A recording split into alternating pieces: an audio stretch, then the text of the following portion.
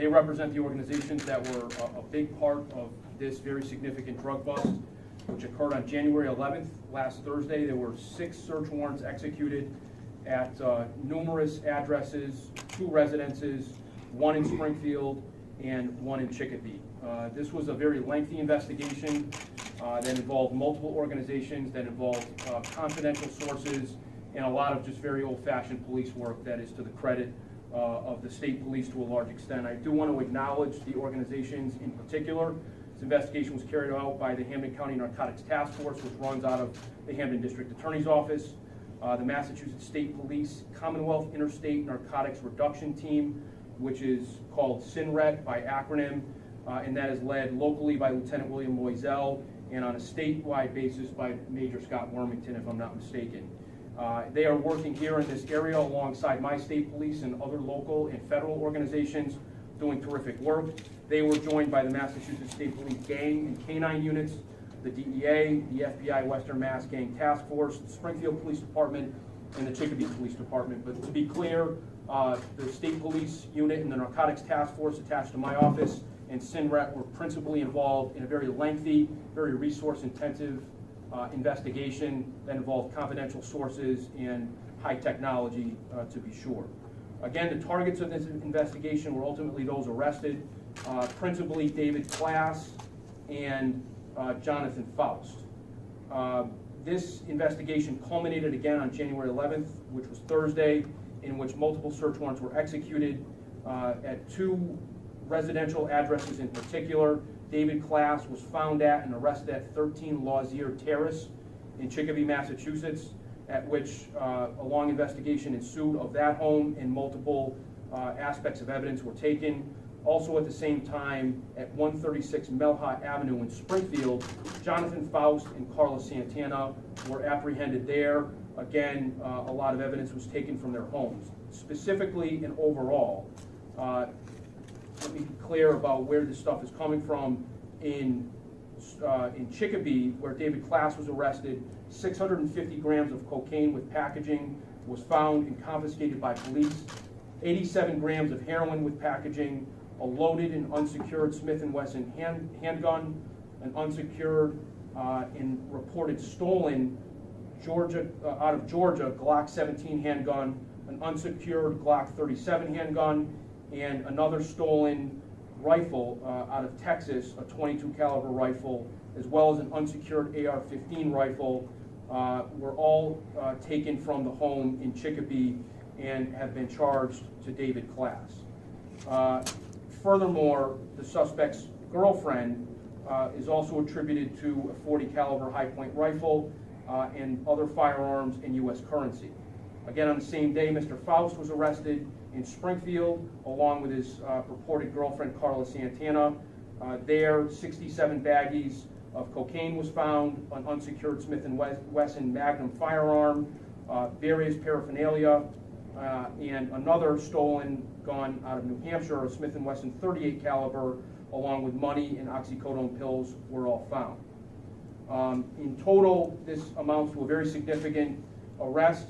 Mr. Class is being charged with trafficking in cocaine over 200 grams, 4 counts of possession of large capacity firearms, as well as trafficking in heroin between 36 and 100 grams.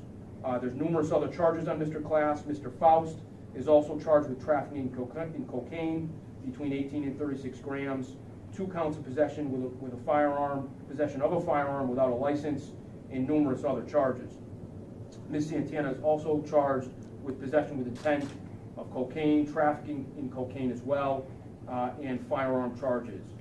What's significant about this investigation was not only was it a very significant drug trafficking and distribution organization working both in cocaine and heroin, but Mr. Class in particular is known as a significant drug trafficker before this investigation and arrest.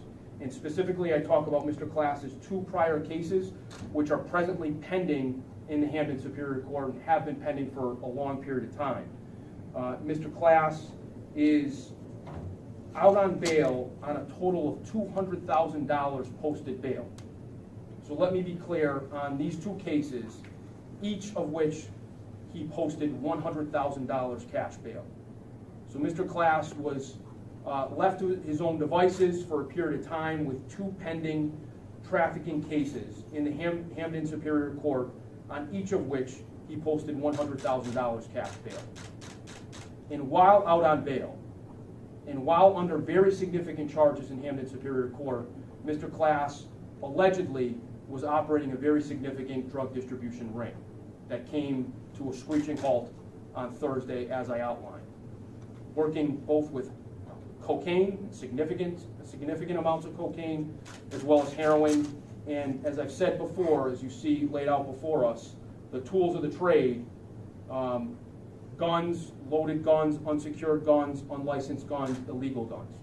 And here we have some very serious firearms, obviously built to cause serious damage. And that is a part of the drug trade and what makes this a very violent industry. So Mr. Class is due to be arraigned on Friday in Chicopee District Court.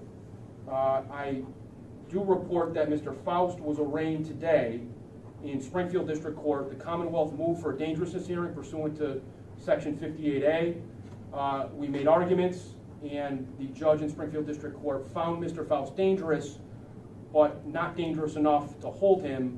He was released on certain conditions, including home confinement and GPS monitoring, which, quite frankly, I think is inconsistent with the facts of the case, is inconsistent with the judge's finding of dangerousness, and most notably is inconsistent with what we see before us and what we see out in our communities, which is the ongoing destruction, devastation, and death that is resulting from the distribution of these kinds of narcotics. Heroin in particular, we're learning now that cocaine is now being laced with fentanyl and is causing lots and lots of deaths across the Commonwealth. This is one of the new issues. And to their credit, the state police and the organizations involved are at the cutting edge of doing their best to keep people safe and to keep people alive. And I thank the state police who are here with me. I thank the state police and other officers who joined in on this investigation and did a really terrific job and worked very hard. I want to single out a few people.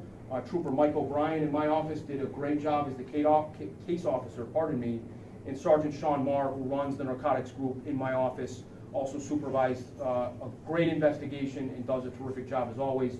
Captain Wilcox oversees all that, along with Lieutenant Loisel for purposes of this investigation.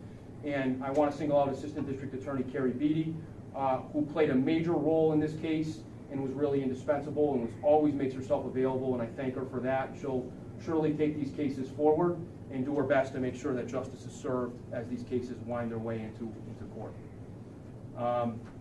Again, I thank the state police for their support. Lieutenant Colonel Quinn, from a distance in Framingham, has always supported us here in Hampden County, along with his superiors and his colleagues with the state police. We have a great level of support here to do the job that you're seeing being done, and that's keeping people safe and getting drugs off our streets so we can combat the opioid and addiction epidemic and keep people alive. So I thank you for that, and I thank everybody involved, and I'm glad everybody's safe.